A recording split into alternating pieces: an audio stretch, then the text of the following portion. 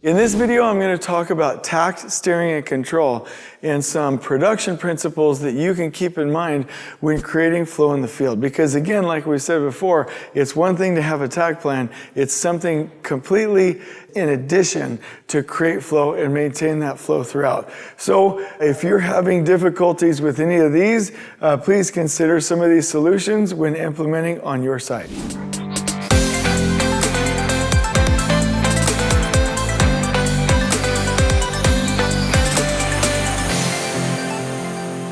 So first and foremost, when you go out into the project site, you're going to be looking for bottlenecks.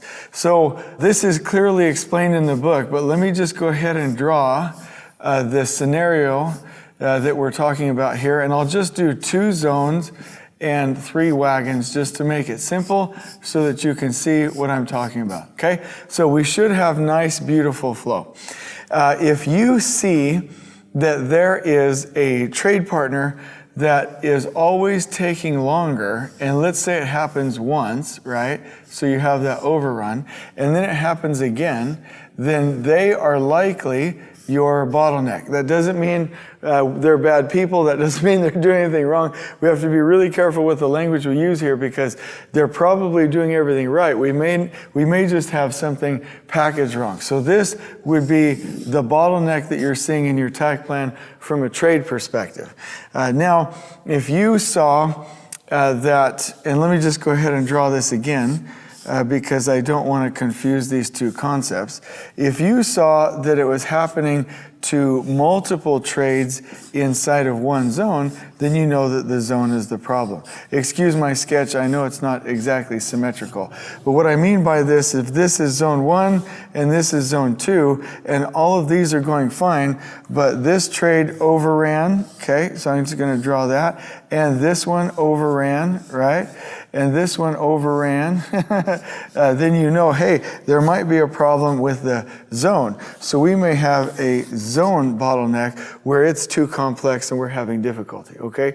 So you're going to want to look at what is your most limiting factor in your trade? What is your most limiting factor from a zone standpoint? Now, yes, you will have other bottlenecks that you should be looking at, right? So resources coming in, meaning your supply chain, you could have a bottleneck or a limiting factor there. Information coming in, you could have a bottleneck or a limiting factor there. With the preparation of the work from a quality standpoint, you could have a limiting factor there. You could have a major risk inside of the phase that was not absorbed by buffers at the end. That could be your limiting factor. The bottom line is, whenever you go out and use your takt plan, you're looking at what is the most limiting factor in especially your trades, especially your zones, but in any of the production systems that tie together. So that's concept number 1. Always look for, find and optimize your bottlenecks. The second thing that I would like to mention is this concept of optimizing cycle times instead of specific tasks. So let's say that a contractor has something that they need to do, right? They have a scope of work that they have to do. Let's even say within the takt time, okay? You might have, steps number 1, steps number 2, steps number 3, right? Inside this. But from the time that they start preparing to the time that they finish, this, to my best knowledge, I'm not a manufacturing expert, but this is your cycle time, okay? How long does it take for us to do one piece, or I would say one process? The situation here is that in between these, right, there's the organization, there might be the readjustment of logistics, there might be, setup time, whatever the case may be. So when you're looking at the productivity of your actual crew, what you need to look at is not just, and this is what the industry does right now, which I think is wrong. They're like, how productive is that? How productive is that? How productive is that? No. We need to know how productive is it from the start to the finish of that process or that piece or producing that product. So if you have in between a lot of waste, in the planning cycle, or not enough planning, which causes waste here, we need to look at that. When we are reorganizing the crews and staging materials, do I have waste in between step 1 and 2? Do I have waste in between step 2 and 3? Where we need to look at our overall cycle time, because what happens is companies will be like, okay, I don't understand. When I take all of these different activities and piece them together, they match our bid units, right? This is the production that I was supposed to achieve. But what they're not taking into account is all of this time that may have been wasted in the overall cycle time that could be optimized with lean principles. So one of the things I'd like to encourage you to do is look at every aspect of the work. One example that I really, really like, and it's easy to see, is when you're installing underground utilities, right? When they are actually installing the pipe, fitting it up, doing backfill, they're jamming. But it's all of the in-betweens. And what I recommend crews do is say, go out there and do a time study, not to make workers go faster, but do a time study on the process and the logistics. And you'll find, okay, if we had another excavator, it would cut our time in half. Not make workers go faster, right? Or if I had 2 trench boxes, or if I put the restraints on the pipe and shook that out ahead, or if I moved the dump truck next to the excavator as I was excavating, or whatever, right? How can we optimize the process so that this overall cycle time narrows? And you've heard me say a couple of times, hey, not make workers go faster, okay? So let me talk about that now. From a production standpoint, if you have this worker, I do not want them going too fast, and I also don't want them to be going too slow where they're not adding value. I want a beautiful, so not too fast, not too slow, but a nice, fair, and I'll write this as even pace. When I'm talking about labor productivity, I'm not like, hey, piece worker, or hey, worker, this is how many nails you should be hammering in an hour, or you need to rush, or you need to be always busy. That's not what I'm talking about. You could make this person more effective sometimes by making sure that in the process of the work, they have breaks. Do they have the info to do their job? Is there any way we could make that more clear? Are there tools that they might need to help them to do their work better?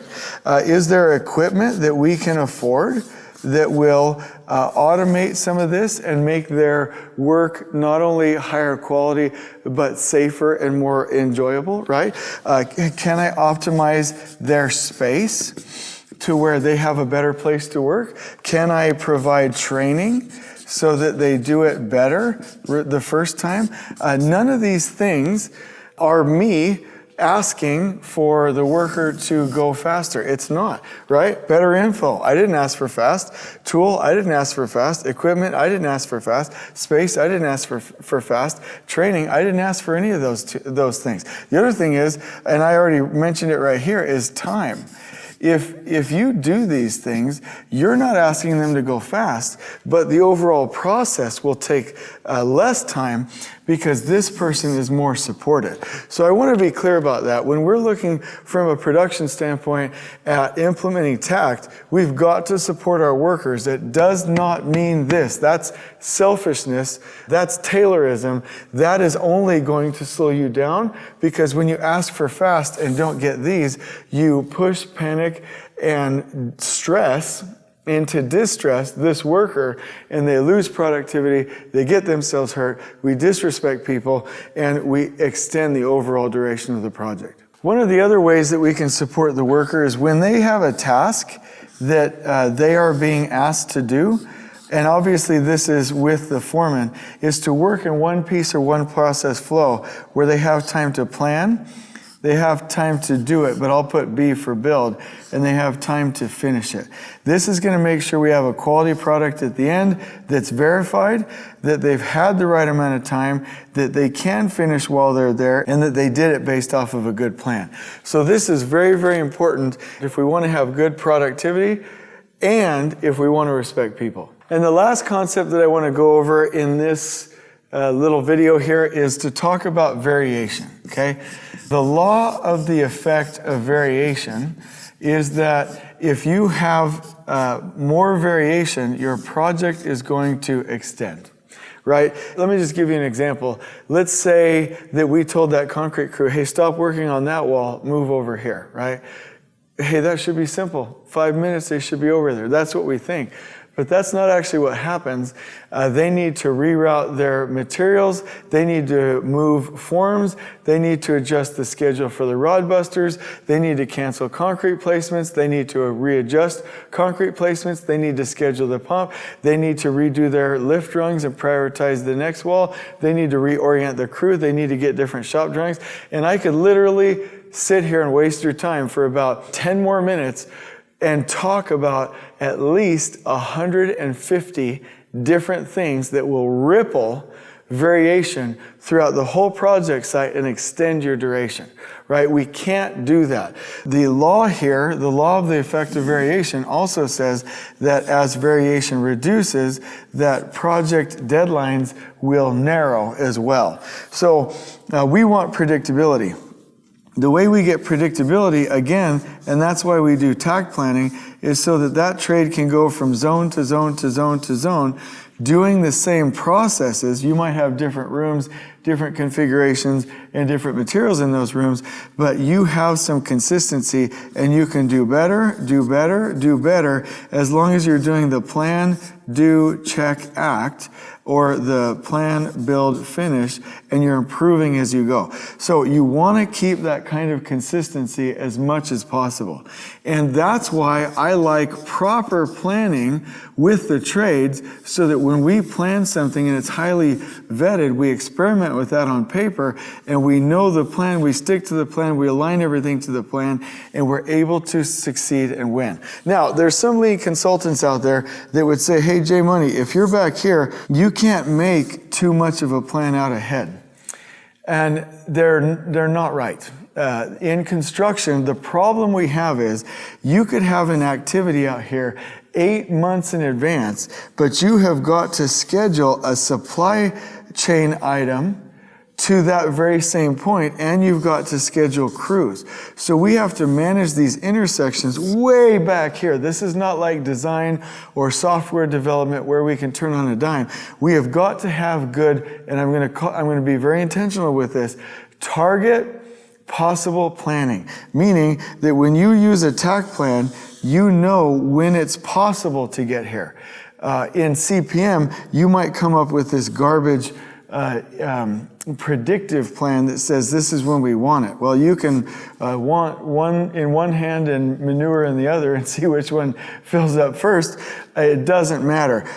Predictive planning based on what the owner wants is worthless, but doing takt planning where we know when the earliest possible install date is based on production principles and planning with the trade partners is, because we've got to get the materials, we've got to get the labor intersecting at the right moment. So as much as we can hold to that by doing proper pre-planning, the better off we're going to be. So bottom line is, and Hal Makeomer said this to me, hey, Jason, you've got lots of ways, or he did, because he taught them to me, and the whole industry did, but there's lots of ways to absorb delays and impacts.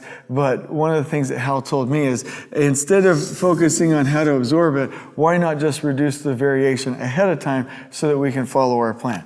So from a production standpoint, these are some of the fundamentals that I would like to encourage you to use when you're implementing takt in the field. If you need help, reach out to us. We help our clients with this all the time. Put us in, we're ready to go. I hope you've loved this video. On we go.